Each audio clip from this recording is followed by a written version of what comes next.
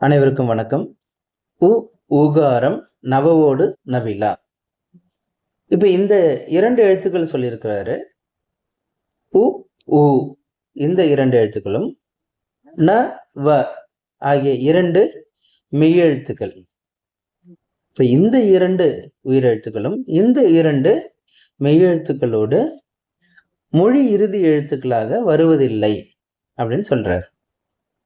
அப்ப பிற இது வந்து டிஃபால்ட்டாக நம்ம வந்து பொதுவாக இது வந்து எல்லா உயிரெழுத்துக்களுக்கும் நம்ம எடுத்துக்கொள்ள வேண்டியதுதான். தாமே நின்றும் பிற மெய்களோடு நின்றும் பயில்வதன்றி. அதனால தான் அதை அடைப்புக்குறிக்குள்ள கொடுத்துருக்காங்க. கண்டிப்பா தாமே மொழி இறுதியில வரும்.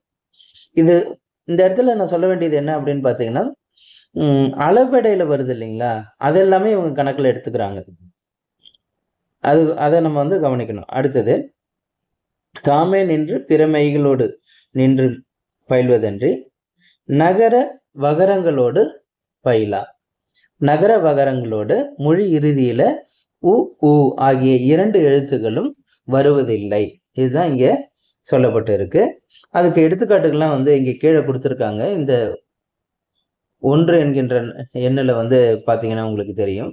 இந்த நகரம் அதுக்கு தனியாகவும், அதுக்கு அடுத்தது வகரத்துக்கு தனியாகவும் கொடுத்துருக்குறாங்க.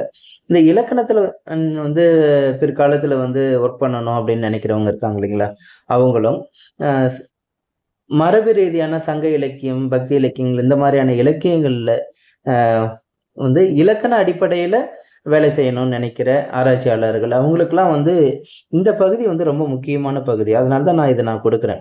வெறும் பொருள் சொல்லிட்டு போகாம இதையும் நான் கொஞ்சம் கொடுக்கறதுக்கு காரணம் என்ன அப்படின்னு பார்த்தீங்கன்னா, உங்களுக்கு இதை பார்த்தாலே தெரியும். இப்போ பொருந்து என வரும் வினை பெயராகி, அப்ப இது வந்து வினையா வந்திருக்கு. நான் நீ நே என வந்து பெயரா வந்திருக்கு. நை நோ நோ என வேங்கோலாகி வந்திருக்கிறது. பொருணை என்றும் காட்டுவர்.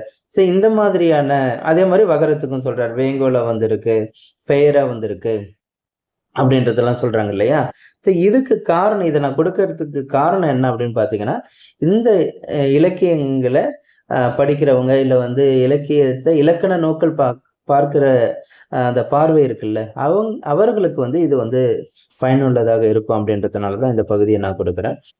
அதுக்கு அடுத்தது கூடுதலான செய்தியை இவங்க என்ன சொல்றாங்கன்னா, இந்த நவிலா அப்படின்றத வைத்துக்கொண்டு வந்து கதவு, துறவு, குவவு, நுகர்வு, நுணர்வு, நோவு, கவு அப்படின்ற வார்த்தைகள்லாம் வந்து நிறைய வந்து இதுல வந்திருக்கு. பிற்காலத்துல தமிழ்ல வந்திருக்கு. இப்போ அதெல்லாம் எடுத்துக்காட்டி வந்து இதெல்லாம் நம்ம வந்து நவிலா என்ற அந்த சொல்ல வைத்துக்கொண்டு இதை நம்ம வந்து சேர்த்துக்கலாம் தமிழ்ல. இதெல்லாம் வந்து இன்னைக்கு வழக்குல இருக்கு. இப்ப நுகர்வு நமக்கே தெரியும், நம்ம இதெல்லாம் இருக்கு. அப்ப பிற்கால வழக்குகள் அப்படின்ற அடிப்படையில இதை வந்து தமிழ் இல்லை அப்படின்னு சொல்றதை விட தொல்காப்பிய காலத்துல சொல்லப்பட்ட அந்த இலக்கணத்துக்கு பிறகு ஏன்னா புதிய சொல் உருவாக்கம்லாம் நடந்திருக்கு இல்லைங்களா, அந்த அடிப்படையில இந்த சொற்கள் வந்து தமிழ்ல இடம்பெற ஆரம்பித்திருக்கு அப்படின்றத உரையாசிரியர்கள் சுட்டு காட்டுறாங்க. அது மட்டும் இல்லை, அதை வந்து முன்னாடியே நம்ம பார்த்துருந்தோம். கடிசொல் இல்லை காலத்துப்படினே என்பதனாலும் பிற்கால வழக்கை வந்து நம்ம வந்து இல்லை அப்படின்னு சொல்லி புறந்தள்ளிட்டு போக வேண்டாம் என்பதாகவும், ஏன்னா மொழி வளர்ச்சி என்பதை வந்து நம்மளால வந்து தடுக்க முடியாது. மொழி வளர்ச்சி என்பது அந்த மொழியை வந்து உயிர்ப்போடு வைத்துக் கொள்வதற்கு பயனுள்ளதாக இருக்கிறதுனாலேயே இந்த சொற்கள் எல்லாமே வந்து வழக்கில் வந்து இருக்கிறது. அதையும் நம்ம எடுத்துக்கொள்ள வேண்டும் என்பது உரையாசிரியர் காலத்திலேயே அது ரொம்ப முக்கியமான ஒரு கருத்தாக ஆளப்பட்டு இருக்கு. அதாவது இது இல்லை, நமக்கு சொல்லு இல்லை அப்படின்னு நம்ம தள்ளிட்டு போகக்கூடாது என்பதில் அவங்க உறுதியாக இருந்தாங்க என்பதை நம்மளால புரிந்து கொள்ள முடிகிறது. நன்றி, வணக்கம்.